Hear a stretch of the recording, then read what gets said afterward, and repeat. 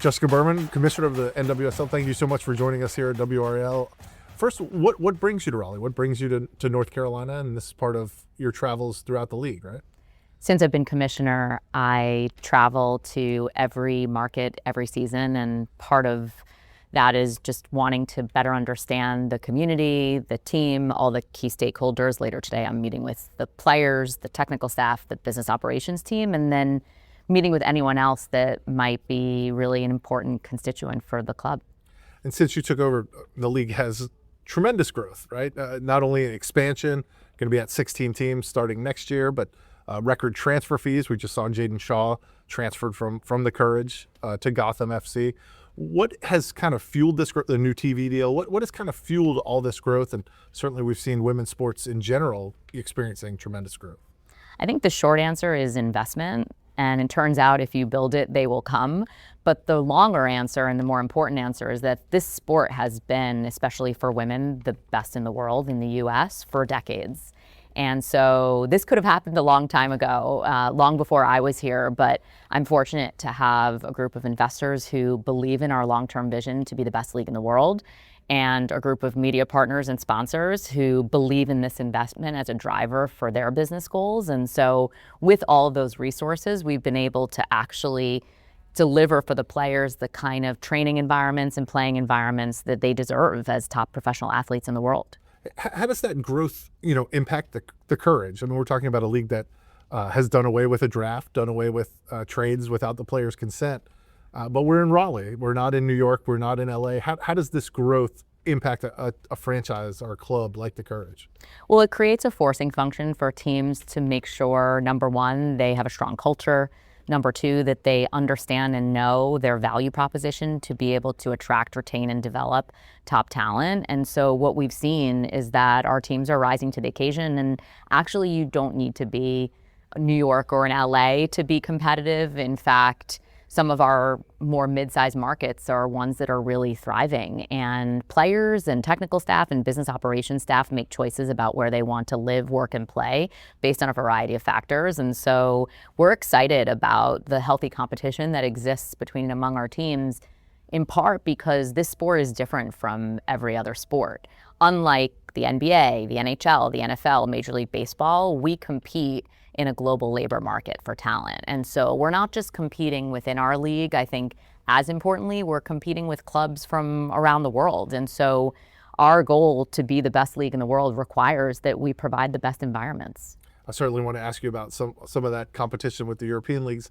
But sticking with the Courage, their stadium holds 10,000 fans. There are many teams drawing 16, 17,000 fans in your league right now. I know the ownership would like to get to a downtown stadium. You've certainly seen stadiums in other cities. What does the Courage need to do to grow their fan base, to become more impactful here? Obviously, we have strong college programs, a strong women's soccer scene here in Raleigh. What would you like to see the Courage do? I mean, I think as a general matter, what we're seeing across all of our clubs, in particular because of the changes we've made and because of the investment that's happening around the league, is that our clubs are examining the foundations of their business. And when you boil it down to the basics in any sport, the number one most important building block is infrastructure. So you look at your training facility and you look at your stadium and you ask yourself, is that going to set you up for success? And so I think in every single market, we're going to see iterations. And obviously Kansas City, which is not New York and LA, sure, was the first. They built the first purpose-built stadium for women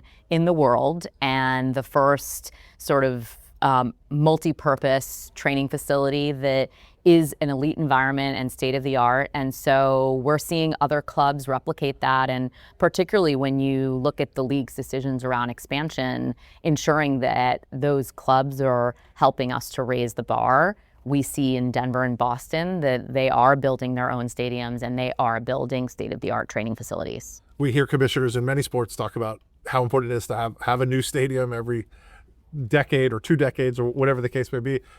As the commissioner, how much do you weigh in on those decisions? How much do you help the ownership of the Courage try to get the ball moving?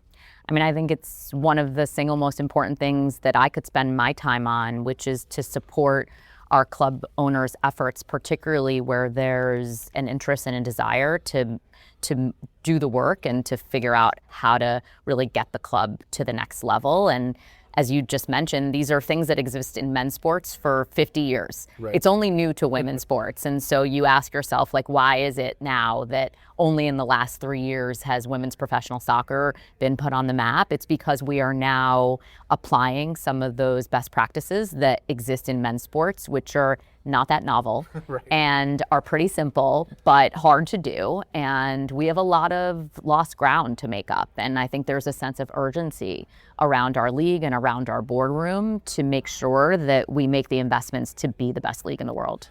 I want to ask you about Sean Nahas. There was a firing here in the middle of the season, sort of strangely timed, I think, to some fans. Given what the team said, did the league investigate that at all? How involved is the league office in looking at any issues that might come up? They talked about a perceived lack of fit and culture issues. Is that anything that the league would get involved in looking at, or were you asked to investigate it all by the players or the Players Association? I mean, I think all of our clubs lean on the league's subject matter expertise to help them to evaluate the decisions that they're making around the players that ensure that those players are set up for success. And most of those decisions are driven by performance and making sure that the players are in a position to be developed and competing and aligning with the club's values and what they think is best for the team. And we are always a resource for them. And one of the investments that we've made recently at the league office is really building a center of excellence for our clubs to be able to know what great looks like and give them optionality when they're evaluating the next steps of their planning cycle around the training environment. And that applies to technical staff, that applies to business staff, and those resources are always there. So the league is there as a positive force to ensure that we're a force multiplier to helping support our clubs in whatever decisions they want to make. Obviously, the Courage brought in Lauren Holiday, a huge name in soccer. They brought in a new technical director. They're fighting for a playoff spot. What do you think of the direction of that franchise?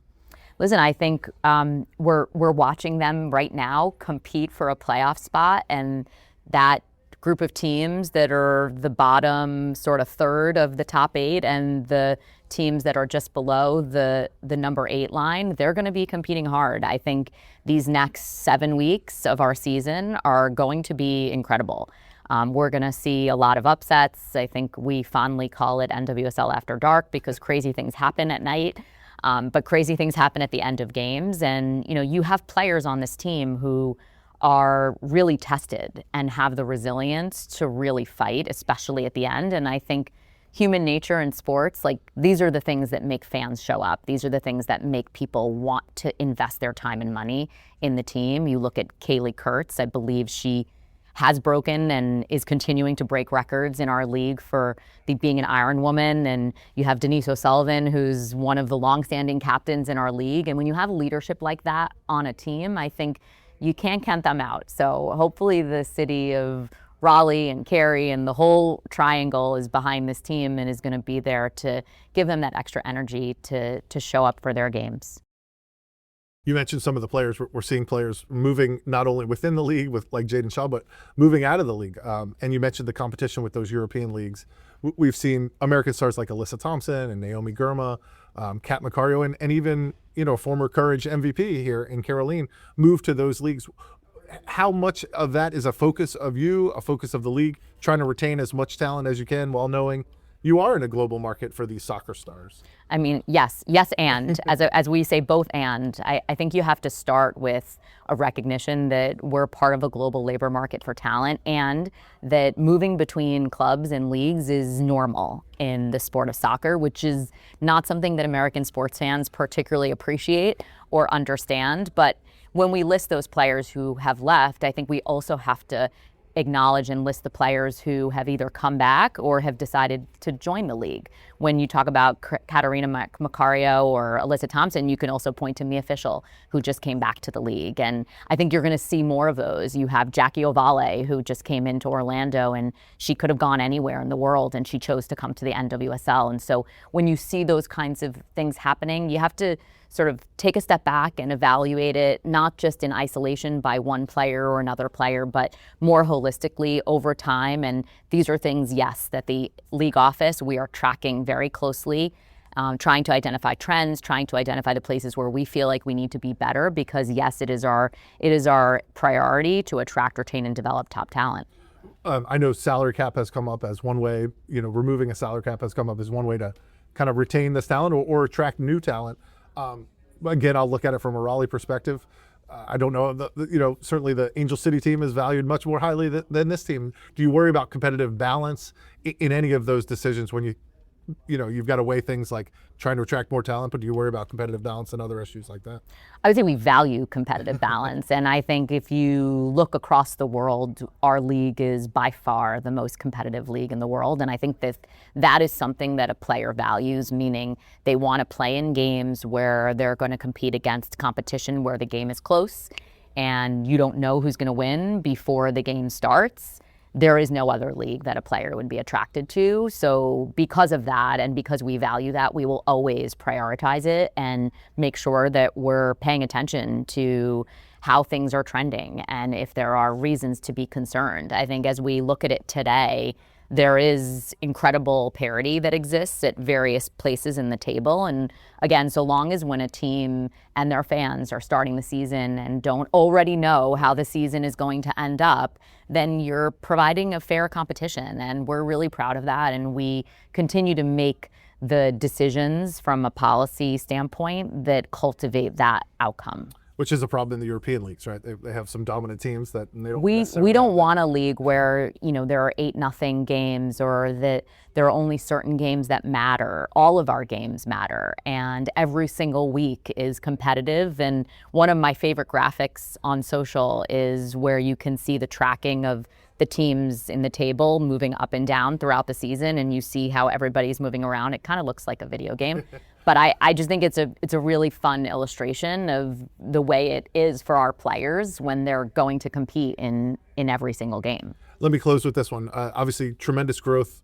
We talked about that already. How do you think that will help the local markets? How will it help each individual franchise get better and better as the league continues to get bigger, get more exposure on television, get more media exposure, the players get more attention, all that? I mean, I think, as I said earlier, as it relates to expansion, when we make an expansion decision, we expect that team to help us to raise the bar. So they should be showing all of us what is possible when you have the benefit of starting with a clean slate. And not to say it's not hard to launch an expansion team, Right. but they get to write their future and they don't have to worry about history or anything that they are inheriting. And so with that, we believe that expansion really does that, but it also allows us to have a stronger and more comprehensive footprint across our country. And when you look at the business side of sports, we know that media is the single most important driver. So if we can have more presence across large DMAs, if we can have more people who have an opportunity to be exposed to the NWSL, that will help the rising tide lift all boats. Jessica Berman, NWSL Commissioner, thank you so much for joining us. Thank you so much. Thank you.